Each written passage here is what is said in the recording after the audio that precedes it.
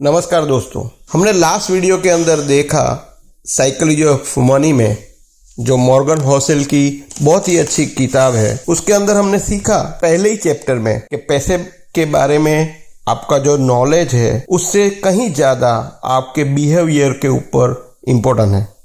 आपको अलर्ट रहना है। हर कोई अमीर बन सकता है बट हर कोई हम्बल नहीं हो सकता। तो दोस्तों, आज हम लोग चैप्टर 2 चालू करेंगे और जिसके अंदर उसका नाम है नेवर इनफ। मेरा नाम है राजू मास्टर और मास्टर स्ट्रोक के अंदर आप सभी का स्वागत है। वैनगार्ड के फाउंडर जॉन बोगल ने एक स्टोरी सुनाई थी। एक बहुत ही बड़े शहर के बिलियनर के घर पे एक पार्टी चल रही थी। वो पार्टी के अंदर एक से एक बड़े बड़े लोग आए थे। हर एक लोग अपने ग्रुप के साथ खड़े थे और एंजॉय कर रहे थे। एक कोने में कर्ट बैंक्वेट एंड जोसेफ भी बातें कर रहे थे और एंजॉय कर रहे थे। बातों बातों में बैंक्वेट ने जोसेफ को बोला कि आपको पता है कि अपना जो होस्ट है उसकी इनकम क्या है? जोसेफ ने बताया, मुझे इतना ख्याल नहीं है बट इतना पता है कि वो बहुत बड़ा मल्टी बिलियनर है। बैंक्वेट ने तुरंत ही जवाब दिया कि हाँ, अगर मैं झूठ नहीं बोल रहा हूं तो आपकी जो साल भर की आवक है वो उसकी एक दिन की इनकम है। वो सुनते ही जोसेफ बहुत खुश हुए और बोले, वाह, बहुत बढ़िया, क्या बात है। उसके बाद जोसेफ ने बताया के पास जो है वो है बट मेरे पास जो है वो उसके पास नहीं है। बैंक्वेट ने पूछा, वो क्या? जोसेफ ने रिप्लाई दिया कि मेरे पास इनफ है, यानी मुझे पता है मुझे कितना इनकम चाहिए। एक बहुत ही अच्छी कहानी आपको मैं सुनाने जा रहा हूं और वो है रजत गुप्ता की, जिसका नाम आपने 100% सुना होगा। वो कलकत्ता के छोटे से गांव में बहुत ही गरीब घर का बच्चा था और वो अनाथ भी थे। एट द एज ऑफ 45 उसने एक बहुत ही बड़ी कंपनी जो मैकेंजी के सीईओ थे और उनके जब रिटायर हुए तब 2007 में उनके पास इनफ पैसा था। एक यूनाइटेड नेशन की वर्ल्ड इकोनॉमिक फोरम के अंदर जब रिटायर हुए तब उनको एक अच्छी कंपनी में बहुत ही बड़ी पोजीशन मिली और वो 5 अलग अलग कंपनी के डायरेक्टर भी थे। उनके पास $100 मिलियन थे। बट जैसे ही ये हेडिंग है नेवर इनफ, वो भी कभी सेटिस्फाइड नहीं थे। He was never satisfied. उनको मिलियनर में से बिलियनर बनना था। वो डायरेक्टर ऑफ गोल्डमैन सैच्स के डायरेक्टर थे। तभी आपको शायद पता ही होगा 2008 के क्राइसिस के अंदर जब ये कंपनी नीचे जाने लगी गोल्डमैन सैच्स के अंदर, तभी वॉरेन बफेट ने $5 मिलियन लगाने की बात की और रजत वही डायरेक्टर्स की मीटिंग के अंदर बैठे हुए थे। जैसे ही मीटिंग खत्म हुई उन्होंने एक कॉल किया जो हेज फंड मैनेजर थे जिनका नाम था राज राजा मोहन।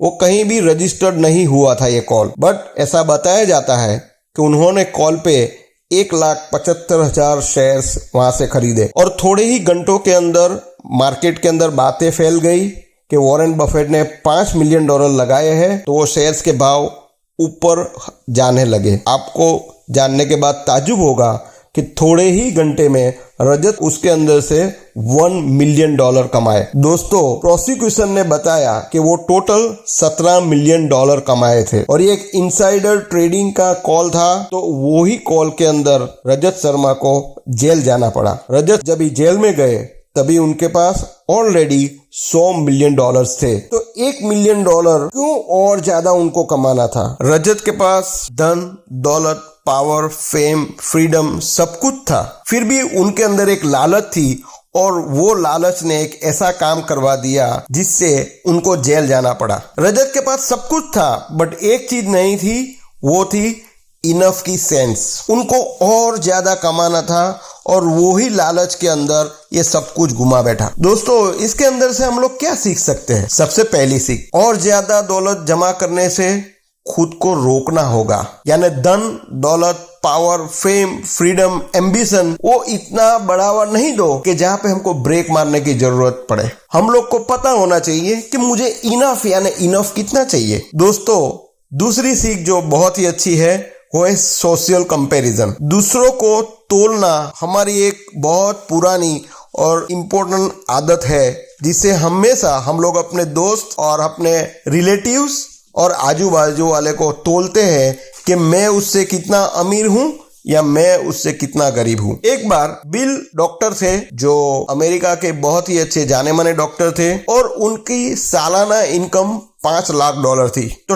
टॉप अमेरिकन में से वो 1% में आते थे जिनकी $5 लाख इनकम थी। उसके पास अपनी लग्जरियस गाड़ी थी, मस्त घर था, अच्छे वेकेशंस पे जाते थे, उनके पास बहुत सारी फैंसी स्टफ भी थी, उनको कोई भी छोटा मोटा काम नहीं करना पड़ता और सबके लिए उनके पास नौकर चाकर थे। वो अमेरिकन के एक रिच पीपल के अंदर आते। बट वो डॉक्टर साहब को कभी बुरा लगा जब वो मिले स्टैन से एक वेकेशन के दरमियान, एक बहुत ही अच्छी क्लब के अंदर वो मिले और उन्होंने बताया कि स्टैन एक बहुत ही बड़ी कंपनी के सीईओ थे और वो भी अमेरिकन 1% ऑफ 1%, यानी पैसे वालों के 1% में से 1% बंदे थे और उनके पास उनकी दौलत सालाना अर्निंग $10 मिलियन थी। ये देख के बिल को ऐसा लगा कि मेरे पास तो कुछ भी नहीं है। जब स्टैन ने अपने चाइल्डहुड फ्रेंड को देखा तो उनका चाइल्डहुड फ्रेंड का नाम था माइकल जॉर्डन। शायद आप उनको जानते होंगे, बहुत ही अच्छे स्पोर्ट्स सेलिब्रिटीज थे। ही अर्न्स $2 बिलियन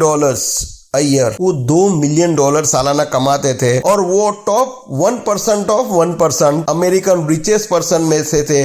उसमें भी 1% बंदे थे जिसके पास $2 मिलियन ईयरली आता था। हमें से कंपेयर करने से ऐसा ही लगता है कि मेरे पास कम है कि ज्यादा। उसका वन मोर स्टेप अगर हम जावे, स्टैन का कंपेरिजन माइकल जॉर्डन से हुआ, बट माइकल जॉर्डन ने जब कंपेरिजन किया तो यहाँ पे अटका नहीं था। माइकल जॉर्डन के बाद कंपेरिजन आया जेफ बेजोस की, जो वर्ल्ड रिचेस्ट मैन थे और हु अर्न्स $200 बिलियन, सालाना $200 बिलियन की अर्निंग, और वो भी American top richest of the richest 1% of 1% बंदे थे जिसके कोई भी बंदा कंपैरिजन नहीं कर सकता था। तो दोस्तों, जब कंपैरिजन की बातें आती है तो मेरे से कोई ना कोई बड़ा होगा। जब भी हम लोग कोई भी पार्टी में जाते हैं, कहीं भी जाते हैं, तो देयर इज नो लिमिट। हमारे पास कहीं भी कोई भी चीज की लिमिट नहीं होती है। अगर वो पार्टी के अंदर हम लोग सोचे कि इसमें से अमीर कौन है, तो कोई भी एक अमीर नहीं होगा। एक के ऊपर एक अमीर और उसके ऊपर एक अमीर होगा। पार्टी में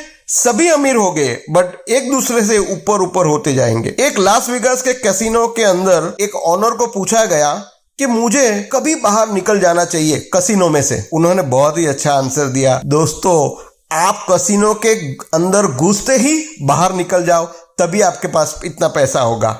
इट मीन्स इनफ। विनर कभी भी एक नहीं हो सकता और जिंदगी में विनिंग करने के लिए मैं तो वही मानता हूं। और अपने जो राइटर है मॉर्गन हॉसल, उसने भी कहा है कि आप विनर तभी हो और इनफ तभी है आपके पास जब भी आपकी जिंदगी आप अपनी तरह से अपनी फैमिली के साथ 2 वक्त की सुकून की रोटी खाओ, झगड़े कंकास नहीं हो। विनर वही है जो फैमिली के साथ में है। आपको अपनी एक लिमिट सेट करनी होगी कि मुझे मैक्सिमम कितना पैसा चाहिए। ये दौड़ एक ऐसी है जो कभी खत्म होने वाली नहीं है। धन, दौलत, पावर, फेम, फ्रीडम, एम्बिशन एक ऐसी चीज है जो कभी खत्म होएगी ही नहीं। हम लोग को उसके पीछे एक लाइन लगानी होगी। रजत गुप्ता, जिसके बारे में हमने देखा कि जिसके पास भी पावर, पैसा, फेम, फ्रीडम सब कुछ था, फिर भी उसने ऐसा क्यों किया? जब वो जेल में से बाहर आए तभी एक बंदे ने उनको पूछा कि आपको इतनी बड़ी लंबी जेल हो गई और ऐसे काम के कारण, तो आप क्या बोलना चाहेंगे? उसने बताया कि कोई भी चीज से ज्यादा अटैचमेंट नहीं रखो, चाहे वो पैसा हो या रेप्यूटेशन। दोस्तों, यहाँ पे मैं बात बता रहा हूँ कि रजत गुप्ता थी, रेप्यूटेशन तो ऑलरेडी चली गई थी, बट मेरे हिसाब से वो रेप्यूटेशन चली गई थी इसीलिए वो बोलते थे कि मुझे तो अटैचमेंट नहीं चाहिए। बट पैसा जो है उसकी बारे में भी उन्होंने बात की थी कि अभी मुझे उससे भी अटैचमेंट नहीं है, क्योंकि वो पैसा भी उन्होंने ऑलरेडी खो दिया था। बहुत बड़े राइटर ने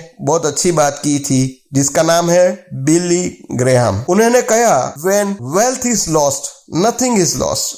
जब पैसा गया तो कुछ भी नहीं गया है। When health is lost, something is lost। जब आपकी हेल्थ खराब हो गई, तबीयत खराब हो गई, उसमें कुछ नुकसान पहुंचा है तो चौक्कस आपको नुकसान हुआ है। But when your character is lost, all is lost। दोस्तों, ये प्रोग्राम मैंने करना चाहा और आपके लिए ये दूसरा चैप्टर में यहाँ पे खत्म कर रहा हूँ। आई होप कि ये प्रोग्राम आपको पसंद आया होगा। मुझे बहुत सारे मैसेज आए हैं जब मैंने साइकोलॉजी ऑफ मनी का जब समरी चालू किया, बहुत सारे मैसेज आए, बहुत सारे लोगों ने मुझे पूछा, बहुत सारे लोगों ने कहा कि आप कब तक कंटिन्यू करेंगे। मैंने कहा जब तक मेरे से होता है मैं पूरी बुक धीरे धीरे कंप्लीट करूंगा, बट उसके लिए मुझे आपका एक सपोर्ट चाहिए कि आप अपने जितने भी फ्रेंड्स एंड फैमिली है जिनको ये बुक की समरी पहुंचाओ। ये बुक के राइटर जो है मॉर्गन हॉसल, उसने इतनी बड़ी बड़ी बात ये बुक के अंदर कही है, मैं शायद ये छोटे मोटे टाइम के अंदर आपको नहीं कर सकूं, तो आपको रिक्वेस्ट करता हूं अगर आपके पास टाइम है तो साइकोलॉजी ऑफ मनी